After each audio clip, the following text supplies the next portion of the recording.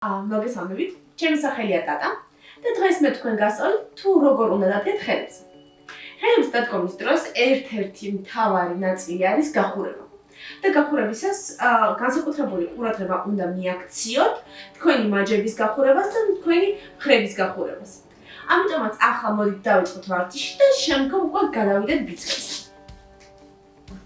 როგორც უკვე თქვით, გახურების დროს განსაკუთრებული ყურადღება უნდა მიაქციოთ მხრების გახურებას და მაჯების გახურებას. ანუ ეს ბევრი განსხვავებული ვარჯიში შეგიძლიათ გააკეთოთ. პირადად მე ამ ვარჯიშებისთვის ვიყენებ აი ჩვეულებრივ რეზინას. რაც შევით ახლა.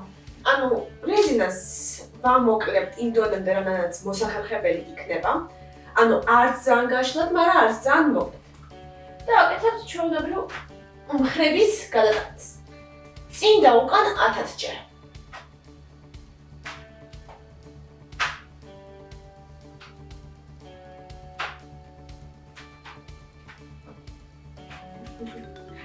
შემდეგ რაც ვაკეთებთ?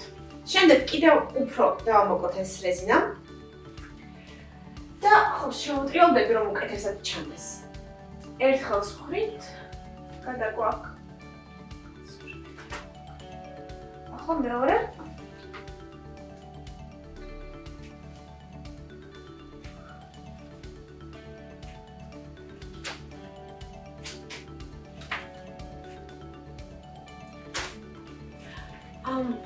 ასე თითოეული როგორც მინიმუმ 10 ჯერ. კარგით, ახლა რას ვაკეთებთ მაჯებისთვის? მაჯების შემთხვევაში შეგიძლიათ დაიწყოთ გახურება ჩვეულებრივად, რომ დადგეთ და მაჯები ატრიალოთ. 5 წინ, 5 უკან. და შემდგომ შეგიძლიათ ასე დაიკავოთ და ეს გატრიალებები გაკეთოთ.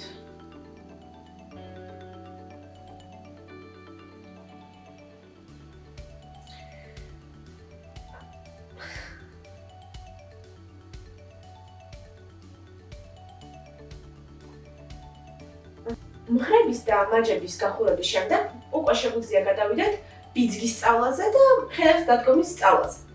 მაგრამ სანამ ამას დავიწყებდეთ, ძალიან მნიშვნელოვანია, რომ ხელები თვითონ იატაკზე ქონდეთ სწორად დადებული. ამიტომაც ამას ახლა გაჩვენებთ როგორ უნდა და მერე შევუდგებით უკვე ვარჯიშებს. ძალიან მნიშვნელოვანია, რომ ხელები იდგეს სწორად. ამიტომაც თითები მაქსიმალურად გაშალეთ და როდესაც ხელებს დაეყრდნობით, ძალა გადაიტანეთ თითოეულ თითზე. გახურების შემდეგ გადავიდეთ უკვე ხელზე დადგომის სწავლაზე. პირველ რიგში უნდა ისწავლოთ ბიძგის გაკეთება. ახლა რა არის ეს ბიძგი? დადეთ კომფორტულ მდგომარეობაში ხელები დადეთ როგორც გასწავლეთ. უკან დადეთ ფეხებით. შეგიძლიათ ასეთი რაღაც გააკეთოთ დასაწყისში, რომ მიეჩვიოთ ხელები სხეულის წონას. ან დადგეთ პლანკაში, ცოტა ხნის განმავლობაში, ან ესეთი წინ უკან გაწევები გააკეთოთ.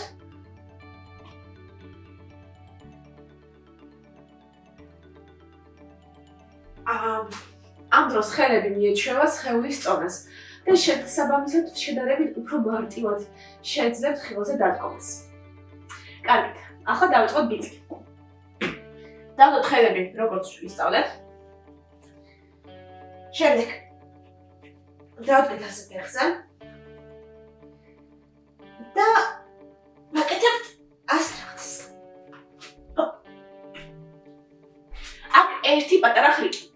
თუ თქვენ უფრო მარტივად ჩდებით მარჯვენა შპაგატზე, მაშინ თქვენი ბიძგის ფეხი იქნება მარჯვენა და მარცხენა იქნება ჰაერში. თუ უფრო მარტივად ჩდებით მარცხენა შპაგატზე, შესაბამისად მარჯვენა იქნება ჰაერში და მარცხენა იქნება ბიძგის ფეხი. ჩემ შემთხვევაში მარჯვენა არის ბიძგის ფეხი.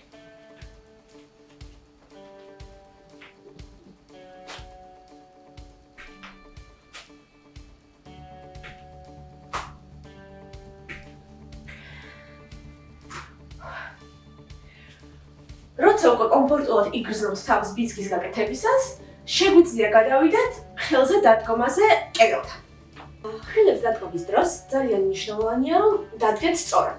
ანუ, როდესაც დადგებით, არც ძალიან ახლოს არ უნდა იყოთ კედელთან, არც ძალიან შორს.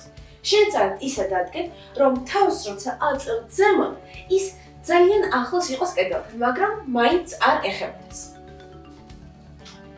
დავდოთ ხელები. ხელების დადებაც ძალიან მნიშვნელოვანია. ცადეთ, რომ ისინი იყოს პირდაპირ მხრებს ქვემოთ.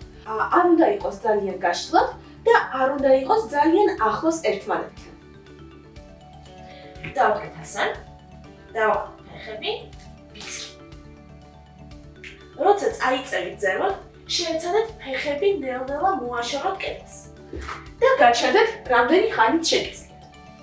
თუ არ მოგწონთ ხელების დადება და მერე ბიცკის გაკეთება, შეგიძლიათ ეს ერთდროულად გააკეთოთ.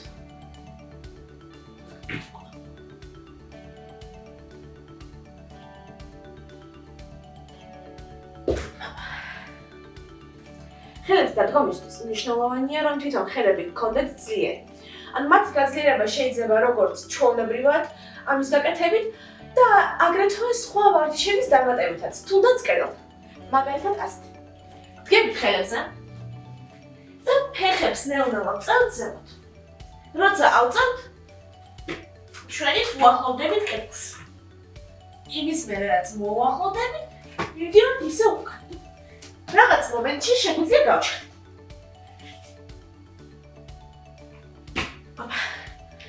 ამ ვარჯიშებით ხელებს კიდევ უფრო კარგად გაამაგრებთ. და იმის მერე რაც უკვე დაამოყალიბეთ კედელთან ამ ყველაფრის გაკეთებას, შეგვიძლია გადავიდეთ ხელების დადგომაზე კედლის გარეშე. პირადად მე ხელების დადგომას და ერთდილას გაჩერებას ვსწავლობ სადღაც 1 წლის განმავლობაში და იმასთან შედარებით რაც ვიყავ აქამდე, მაქვს შესანიშნავი შედეგი. და შესაბამისად, იმის შემდეგ რაც კედელთან უკვე დაამოყალიბეთ დადგომას და შეძლებთ ფეხების გამოწევას და ერთდილას შენარჩუნებას ცოტა უფრო დიდი ხნის განმავლობაში, უკვე შეგიძლიათ გადახვიდეთ და დადგეთ ხელებზე კედლის გარეშე. თუ გეშინიათ დასაწყისში დადებით დივანთან, რომ უკან გადავარდნის დროს, ყოველ შემთხვევაში დივანი დაგიჭერთ.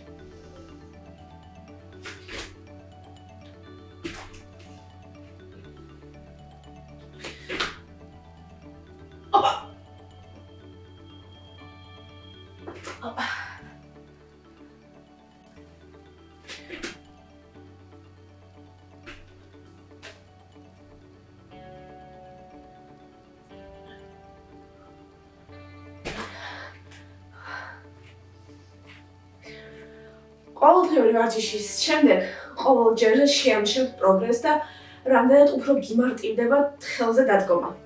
შესაბამისად, აქ მთავარი პრაქტიკა. რაც უფრო მეტს ივარჯიშებთ, მით უფრო უკეთესი შედეგი გექნებათ. ეგ იყო და ეგ. თუ გინდათ ხელებზე დადგომის სწავლა, შეგიძლიათ მიიღოთ ამ პატარა ინსტრუქციას და ნელ-ნელა ისწავლეთ ხელების დადგომას. მაგრამ რაც მთავარია, ხელების დადგომა, როგორც ყველაფერი დანარჩენი, მუდმივად მოითხოვს ვარჯიშს. ვარჯიშის გარეშე ხელების დადგომა არ გამოგივართ და რაც უფრო მეტს ივარჯიშებთ, მით უფრო მე მიხვდებით თქვენთვის რა არის უფრო მოსახერხებელი, თქვენ უკეთესად როგორ სწავლობთ და თქვენთვის სწორი ხელების მდებარეობა, თქვენთვის სწორი თითების გაშლილობა და ასე შემდეგ. დიდი მადლობა ყურებისთვის. თუ მოგეწონათ ეს ვიდეო, დააჭირეთ ლაიქს და თუ გაინტერესებთ მსგავსი ტიპის ვიდეოები, გთხოვთ განმოვყევით, იმიტომ რომ ყოველ კვირა მექნება ახალი ვიდეოები. დიდი მადლობა!